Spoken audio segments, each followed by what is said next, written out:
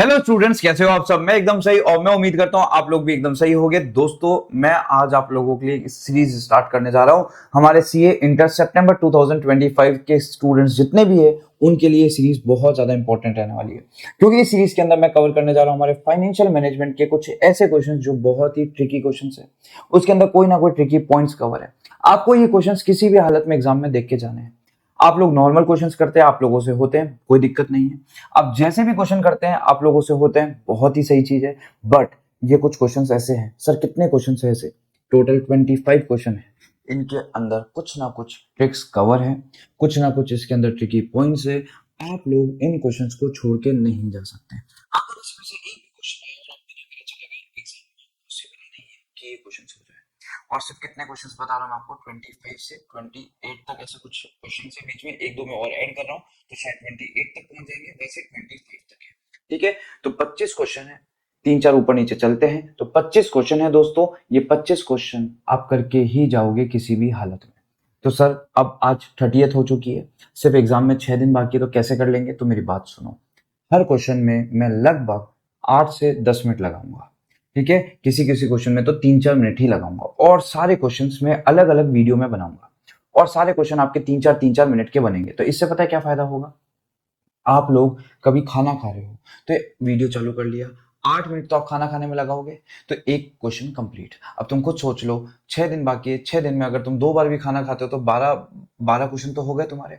और कभी कभार तुम्हारा पढ़ने का मन नहीं किया तो 7-8 क्वेश्चन और कर लिए, 20 क्वेश्चन हो गए। मतलब 25 क्वेश्चन तक पहुंचना है, 20 क्वेश्चन तो अभी हो जाएंगे, 5 क्वेश्चन बीच में कभी भी टाइम मिले तो आप लोग देख लेना। तो मैं आप लोगों को यही बता रहा हूँ। तो 25 क्वेश्चन आप आराम से कवर कर सकते हो, बट इन क्वेश्चंस को आप छोड़ के नहीं जा सकते। ठीक है, अगर पेपर टेढ़ा आया तो इनमें से आपको कोई ना कोई क्वेश्चन मिलेगा, मैं 100% कह रहा हूँ। आपको छोटे छोटे वीडियोस मिलेंगे, जब टाइम मिले प्लीज आप इनको देखना, और एक साथ एक ही स्ट्रेच में मत देखना। फिर आप लोगों को दूसरे सब्जेक्ट भी पढ़ने हैं तो आप वो पढ़ना, बट एक ही स्ट्रेच में मत देखना। जब भी टाइम फ्री हो आप बीच बीच में क्वेश्चन उठा के इसको देखते चलना। ये मैं बात कर रहा हूँ जिनके फर्स्ट ग्रुप के भी एग्जाम है। जिनके सेकंड ग्रुप का एग्जाम है वो तो बहुत आसानी से इसको क्या कर सकते हैं, कवर कर सकते हैं। ठीक है, तो स्टार्ट करते हैं अपन। तो सबसे पहले अपन स्टार्ट करेंगे वर्किंग कैपिटल के साथ। और एक सच्ची सच्ची बात बताऊं, कितना फायदा होने वाला है आपको। इसी पीडीएफ में क्वेश्चंस भी है, इसी पीडीएफ में आंसर भी है, और अभी जब मैं समझाता हुआ कुछ लिखूंगा तो वो भी इसी पीडीएफ के अंदर आएगी। तो आपको कुछ भी लिखने की जरूरत नहीं है, मैं आपको ये पीडीएफ भेजता जाऊंगा, आप लोग इसमें से देखते जाएंगे। ठीक है, तो चलो इसी के साथ स्टार्ट करते हैं हमारा क्वेश्चन नंबर 1। सबसे पहले मैं आप लोगों को समरी सुना देता हूं, एकदम कहानी की तरह सुनाता हूं, जिससे आप लोगों को लगे कि हम खाना खा रहे हैं तो खाना खाने में भी मजा आ रहा है। तो भाई लोगों, जो भी खा रहे हो साथ में एक क्वेश्चन भी देखो। ठीक है, तो सुनो बात को ध्यान से। कहानी क्या है, एक निर्मोह करके कंपनी है। इस निर्मोह को पता है क्या है, लोन चाहिए दोस्तों। ये बैंक के पास गया और बैंक वाला बोलता है मैं आपको पैसा दूंगा, बट मुझे बदले में कुछ कोलेटरल सिक्योरिटी चाहिए। निर्मो ने बोला है बैंक बता क्या चाहिए तेरे को। तो बैंक ने बोला मुझे तेरे रिसीवेबल जो है ना वो सारे के सारे कोलेटरल के सिक्योरिटी के रूप में चाहिए। निर्मो ने बेटे ने बोला हाँ मिल जाएंगे, अब बता तू लोन कितना देगा। तो बैंक ने बोला मैं तुम्हारे रिसीवेबल के 90% के बराबर लोन दे दूंगा, अगर आपके डेटर्स दो कंडीशंस को फुलफिल कर रहे हुए। तो आपके डेटर्स अगर दो कंडीशन को फुलफिल कर रहे हुए तो मैं 90% के बराबर लोन दे दूंगा। फॉर एग्जांपल ये यहाँ पे एक डेटर खड़ा है, तुम्हें दिखाई नहीं दे रहा, ये दोनों कंडीशन सेटिस्फाई कर रहा है। सर वो दो कंडीशन क्या है, इस पे भी आएंगे। ये दोनों कंडीशन सेटिस्फाई कर रहा है तो बैंक बोलता है ले भाई मैं तेरे को इस डेटर के बदले 90% का पैसा दे दूंगा। ये इधर एक और बालक खड़ा है, ये दोनों कंडीशन सेटिस्फाई नहीं कर रहा, दोनों में से एक भी कंडीशन सेटिस्फाई नहीं कर रहा मान लो। तो बैंक बोलता है फिर मैं इसके बदले 90% नहीं दूंगा, मैं इसके बदले 65% दूंगा। तो ये है जो 1 लाख रुपए, जिनमें मैं 1 लाख रुपए मांगता हूँ, 1 लाख का डेटर, ये है 2 लाख का डेटर। ये दोनों कंडीशन सेटिस्फाई कर रहा है तो इसके बदले मुझे मिल जाएगा 90,000 का लोन। और ये एक कंडीशन सेटिस्फाई नहीं कर पा रहा, कोई सी भी नहीं कर पा रहा, तो मुझे इसके बदले मिलेगा 65% का लोन, मतलब 1,30,000 रुपए। तो 90,000 इसके बदले मिल जाएगा और 1,30,000 मुझे इसके बदले मिल जाएगा। तो मुझे इसके अंदर डेटर्स की कैटेगरी बनानी है। ऐसे कौन से डेटर है जो दोनों कंडीशन सेटिस्फाई कर रहे हैं, और ऐसे कौन से डेटर्स है जो एक भी कंडीशन सेटिस्फाई नहीं कर पा रहे। एक भी का मतलब दो है, दो में से कोई भी एक कंडीशन सेटिस्फाई नहीं कर पा रहे, दोनों ही नहीं कर पा रहे, तो बात ही खत्म। तो बोलो, जो डेटर्स दोनों कंडीशन सेटिस्फाई करेंगे उसके बदले 90% का लोन मिल जाएगा बैंक से, और जो दोनों में से एक भी कंडीशन सेटिस्फाई नहीं कर पाएंगे उसके बदले मुझे 65% का क्या मिल जाएगा, लोन मिल जाएगा। सर ये कंडीशंस क्या है? तो आप कंडीशन सुनो। पहली कंडीशन क्या बोलता है बैंक? बैंक बोलता है आपके जो आउटस्टैंडिंग रहते हैं डेटर्स, वो आपके नेट पीरियड से 5 दिन एक्स्ट्रा से ऊपर आउटस्टैंडिंग नहीं होनी चाहिए। नेट पीरियड पता है ना तुम लोगों ने, रिसीवेबल मैनेजमेंट किया। नेट पीरियड वो होता है जितना हम डेटर को उधारी अलाउड करते हैं कि कितने दिन का आपको उधार देंगे। जैसे यहाँ पे लिखा हुआ है 3 10 नेट 40, तो मैं इसका मतलब पता है ना 40 डेज की हम आपको उधार दे रहे हैं। अगर 10 दिन में पेमेंट कर दोगे तो 3% डिस्काउंट। तो नेट 40 का क्या मतलब होता है, सिर्फ नेट 40 का अगर बात करूं तो जितने टाइम की हमने उधारी दी। तो यहाँ पे एक डेटर खड़ा है, डेटर 1, इसको मैंने 40 डेज की उधार दी। बैंक बोलता है पहली कंडीशन, इसका पेमेंट आउटस्टैंडिंग 45 डेज से ऊपर नहीं होना चाहिए। तो उसने पहली कंडीशन लगा दी नेट प्लस 5। तो बोलता है outstanding amount can not exceed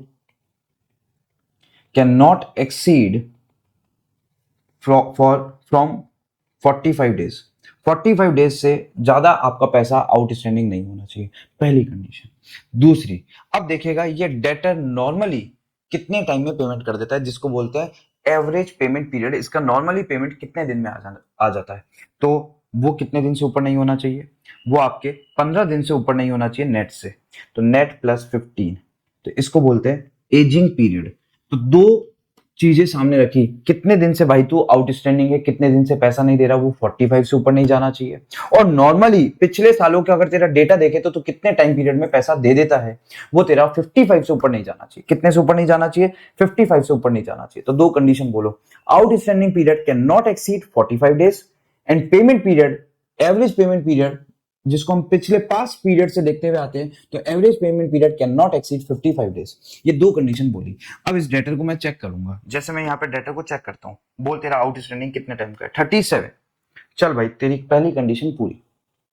अब मैं पूछूंगा तो नॉर्मली मुझे कितने दिन में पेमेंट करता है, 40 डेज में। 40 डेज में नॉर्मली पेमेंट कर देता है। क्या इसने दोनों कंडीशन पूरी कर दी, क्योंकि बैंक ने बोला था इसमें हम 45 डेज चेक करेंगे और इसमें हम 55 डेज चेक करेंगे। सर ये बात कहाँ लिखी हुई है, अभी मैं तुम्हें पढ़ाऊंगा।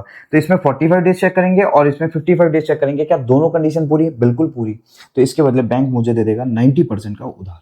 इसके बदले कितना दे देगा, 90% का उधार। तो ये थी हमारी क्वेश्चन की समरी। अब दोस्तों हम इस क्वेश्चन को फटाफट रीड करते हैं और साथ ही साथ हम क्या करेंगे, इस क्वेश्चन को करते चलेंगे। अच्छा, इसमें पूछा क्या गया है क्वेश्चन में कि बैंक कितना उधार देगा, तो बहुत ही आसान। तो आ जाओ फटाफट पढ़ते हैं हम इसको। Nirmol limited wants to avail short term loan. जैसा कि मैंने आपको बताया था बैंक से शॉर्ट टर्म लोन चाहिए। बैंक इसको शॉर्ट टर्म लोन दे देगा, बट बदले में इसके जो डेटर्स है उसको कोलेटरल सिक्योरिटी रख लेगा। ठीक है, करंट पॉलिसी है कंपनी की 40 दिन का कंपनी उधार देती है। Bank will lend only to the 90% of the acceptable receivable। Bank 90% के बराबर क्या दे देगा, लोन दे देगा 12% की रेट से, only if both the conditions are satisfied. अगर दोनों कंडीशन क्या हो जाएगी, सेटिस्फाई हो जाएगी, बट साथ ही साथ बैंक 5% रिजर्व में भी रखेगा, 5% रिजर्व में भी रखेगा। तो सर ये कैसे होगा, अभी बात करेंगे। पहली condition, customer are not currently overdue, मतलब आउटस्टैंडिंग नहीं होनी चाहिए 5 दिन से ज्यादा। ओवरड्यू बोला है, ओवरड्यू। ओवरड्यू ड्यू कब है, 40 डेज में, और ओवर ड्यू नहीं होना चाहिए, मतलब 5 दिन से ज्यादा ओवर ड्यू नहीं होना चाहिए। तो ड्यू तो है 45 डेज में और ओवर ड्यू का टाइम दिया 40 डेज में, और 5 दिन और ऊपर इसको अलाउड कर दिए तो 5 डेज और बोल दिए। तो कहता है 45 डेज से ज्यादा आपके डेटर्स आउटस्टैंडिंग में नहीं होने चाहिए। तो इसलिए वर्ड किया ओवर ड्यू, क्योंकि ड्यू वर्ड तो 40 डेज है, क्योंकि हमने 40 डेज का पीरियड अलाउड किया है। ओवर ड्यू वर्ड यूज किया तो थोड़े दिन और बैंक बोलता है चल कोई बात नहीं, 3-4 दिन और निकलने दे, 40 दिन तो तू दे ही रहा था, 3-4 दिन और निकलने दे। अगर 45 डेज तक भी अगर इसका आउटस्टैंडिंग है ना, तो भी मैं इसके बदले कितना परसेंट दे दूंगा, 90%। दूसरी कंडीशन, एवरेज एजिंग। नॉर्मली ये कितने टाइम में पेमेंट करता है, ये 15 दिन से एक्सीड नहीं होना चाहिए आपके नेट पीरियड से, और नेट पीरियड 40 था, 40 प्लस 15, 55 डेज से ऊपर ये पीरियड नहीं निकलना चाहिए। अगर इन दोनों में से एक भी कंडीशन पूरी नहीं हुई तो ध्यान रख लेना भाई, 65% ही बैंक हमें लोन देगा और 15% रिजर्व रखेगा, और रेट भी कितने परसेंट लेगा, 15%। ऊपर देखो 12% लिया था और 5% क्या था, रिजर्व था। यहाँ पे 15% इंटरेस्ट लेगा और 15% ही क्या रखेगा, रिजर्व रखेगा, और कॉर्पोरेट टैक्स रेट है 25%। तो आ जाओ इस क्वेश्चन के अंदर। ये है डॉक्टर नंबर 1, डॉक्टर नहीं डेटर भाई लोगों।